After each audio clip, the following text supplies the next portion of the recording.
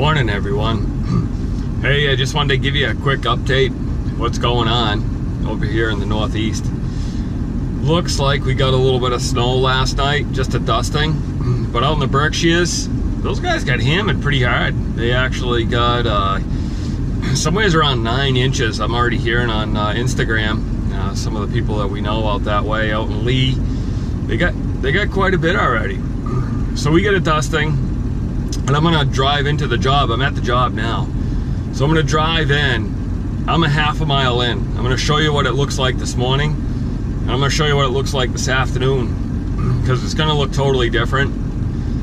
Because we're so far in on a woods road, it's gonna be muddy.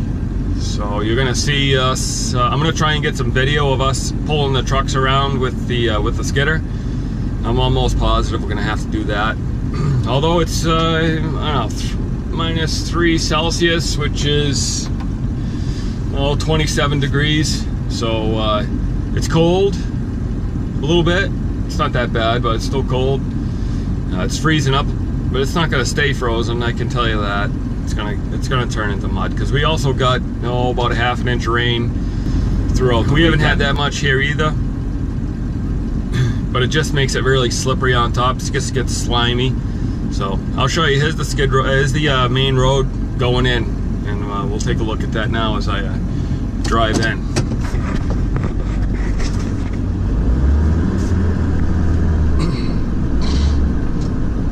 Oh, just so you know, also, we used this landing, well, I'm going to call it a landing, this parking lot right here a couple of years ago. We did a job further in. It was about a mile in. We did that job, and we forwarded all the wood, put it right here in the parking lot. And so while I'm here, I'll tell you the story about doing that. The red tape, before I go in, and that went with it on this job. So this job, we started this job, and we started doing the same thing, bringing the wood up with the forwarder, piling it right there with the forwarder, and loading trailers. And I had, I don't know, 70 or 80,000 feet of oak piled up right here. And it just so happens that this entryway right here, all of this belongs to, who would you guess? It actually belongs to the DCR. So you guys over here in the Northeast, especially in Massachusetts, Central Mass, if you know the DCR, you know there was red tape. So I had all of this wood piled up right here, and then they said, "Oh, you can't do that.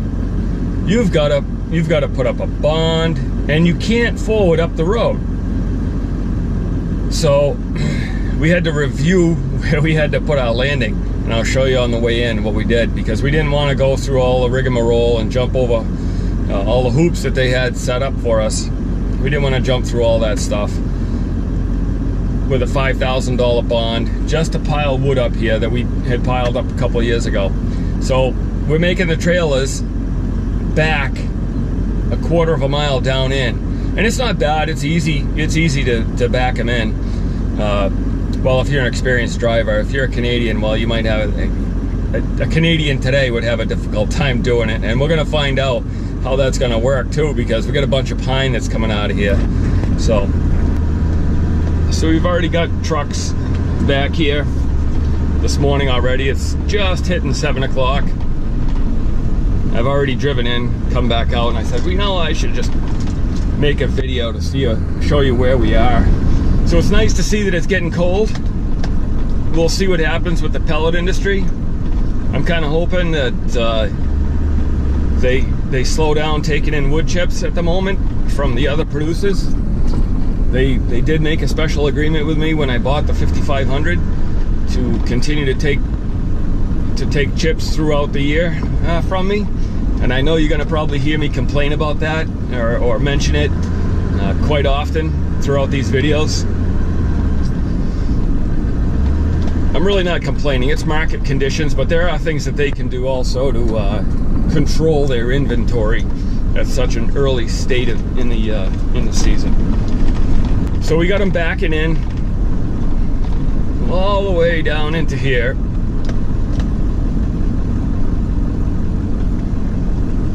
and we got them turning in right here. So here's the forwarder. Here's our log pile.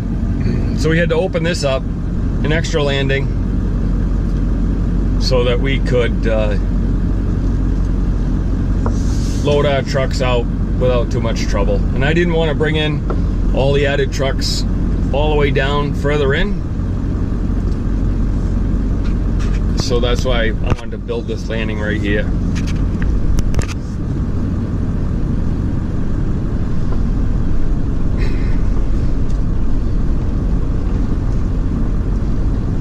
So this job is just a little over 100 acres.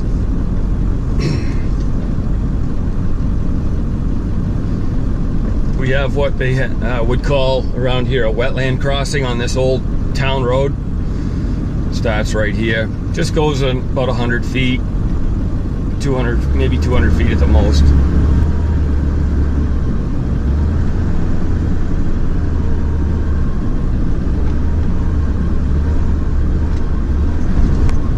So if you can see this whole hillside up here, I cut that.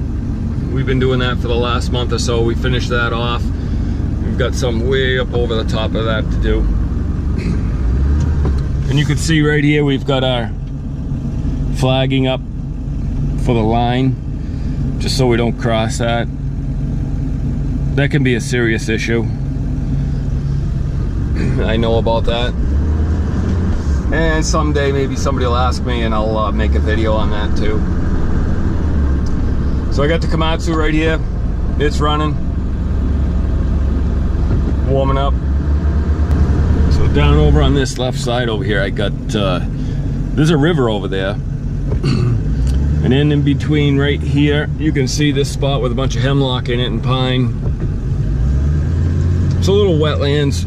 We couldn't go through it, so we're going back the other way and crossing it.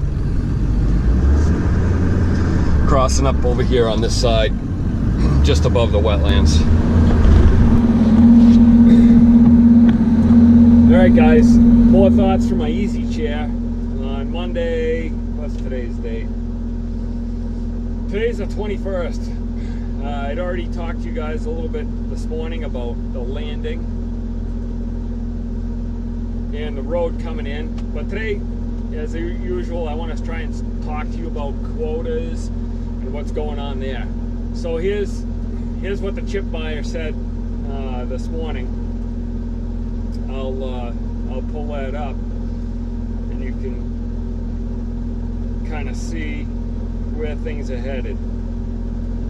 So they must have not burned very much wood over the weekend. It was probably warm enough Friday, Saturday, and most of the day Sunday. And it was Sunday night or Sunday morning, midday, when the front started coming through. So it was still pretty warm. It was in the 50s. It was incredible. It was a beautiful weekend. And then the front started coming through, and western Massachusetts ended up getting something like a foot of snow and out there, and we got a dusting, and it stayed pretty cold all day. It's below freezing still, and I'm surprised the road's doing as well as it has out there. But anyways, it just brings me back to the chip buyers and what happened over the weekend. It was so warm that nobody used any electricity to stay warm. No electricity to stay cool. It was perfect. You know, you're talking 50 degrees. Residual heat continues to build up in the house. Thermal heating. So they didn't use much heat. So here's what he says this morning. He texted me, and he says the plant's looking good. We're only looking for 3 loads through Wednesday. We are closed Thursday, of course, for Turkey Day, right? And I will not know if we will open on Friday until sometime tomorrow. And then he wants to know if we'll haul wood on Friday. So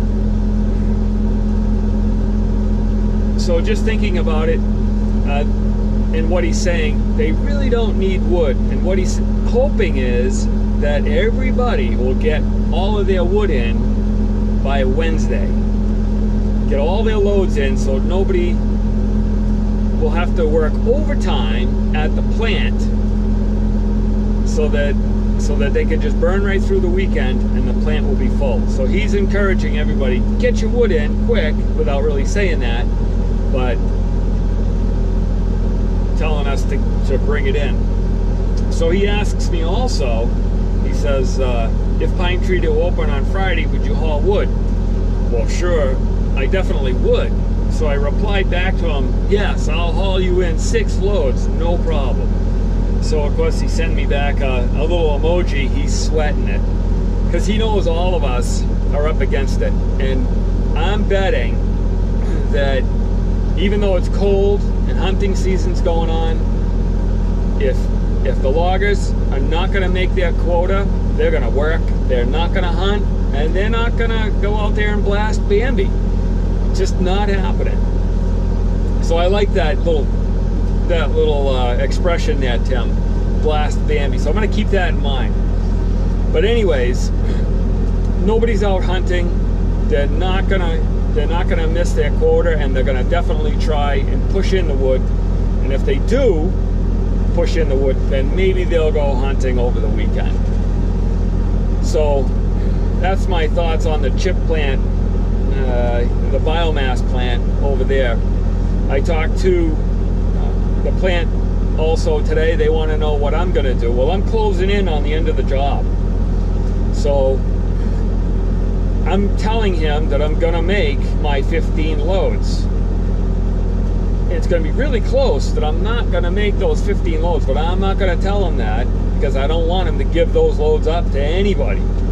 So I'm just going to bank on it that I'm going to be really close, and that he doesn't go looking elsewhere for more chips, because I know his yard's full.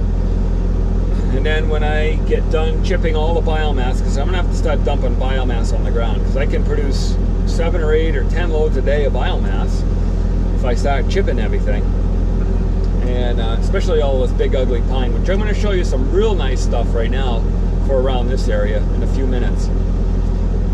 So I'm hoping that we can blast out the rest of the biomass next week, get it on the ground, move, and be in a position to continue to make clean chips as fast as possible in between moves. That he doesn't go letting any of the other guys bring in a bunch of bullwood to supplant what I'm gonna miss, because I'm gonna close out this job and move to the next one. So we're gonna see how that goes in the next couple of days. I'll kind of keep you up to date on that. Now I'm gonna show you right now some of the big pines that we cut and how I take them down. There's one I just took the top out of it.